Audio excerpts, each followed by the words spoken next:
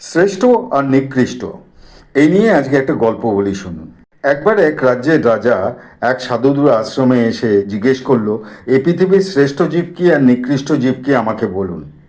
এই নিয়ে একটা গোলযোগ বাঁধল, কারণ কোনো উত্তরই ঠিক লাগছিল না রাজার। তখন ওই আশ্রমের গুরুদেব বলল, রাজন, আমায় 10 দিন সময় দিন, আমি আপনাকে জানিয়ে দিচ্ছি যে এই পৃথিবীর শ্রেষ্ঠ জীব কি আর নিকৃষ্ট জীব কি। এরপর রাজা চলে গেল। সাধুরা যজ্ঞ আর উপাসনা শুরু করলো। এর কিছুদিন পরে ভগবান শিব প্রকট হলো। তখন সব সাধুরাই জিজ্ঞেস করলো, ভগবান, আমাদের এই পৃথিবীর সবচেয়ে শ্রেষ্ঠ আর নিকৃষ্ট জীব কি সেটা বলুন। তখন মহেশ্বর শিব বলল, এটা জানতে তোমাদের মধ্যে একজন আমার সাথে চলো। এরপর দুজনে চলতে শুরু করলো। কিছু দূর গিয়ে একটা গাছতলায় শিব আর সেই সাধু দাঁড়িয়ে পড়ল। মহেশ্বর শিব তখন সাধুকে বলল, এবার সব কিছু মন দিয়ে দেখো। এমনি সময় একটা গাড়ি ভর্তি করে খাদ্যশস্য আসছিল। হঠাৎ তার থেকে একটা বস্তা পড়ে ফেটে গেল। গাড়ি চলে গেল, কিন্তু খাদ্যশস্য সেখানেই পড়ে রইল। এরপর সেই শস্যের কাছে কিছু পোকা এলো এবং অল্প কিছু শস্য নিয়ে চলে গেল।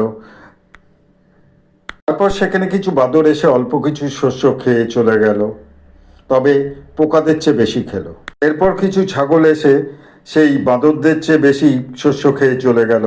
তারপর কিছু গরু এসে আরেকটু বেশি শস্য খেয়ে চলে গেল।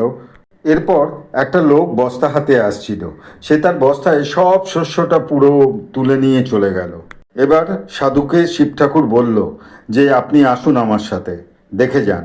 এরপর সেই লোকটা তার স্ত্রীকে কিছু শস্য বার করে দিয়ে বলল, বাকিটা রেখে দাও।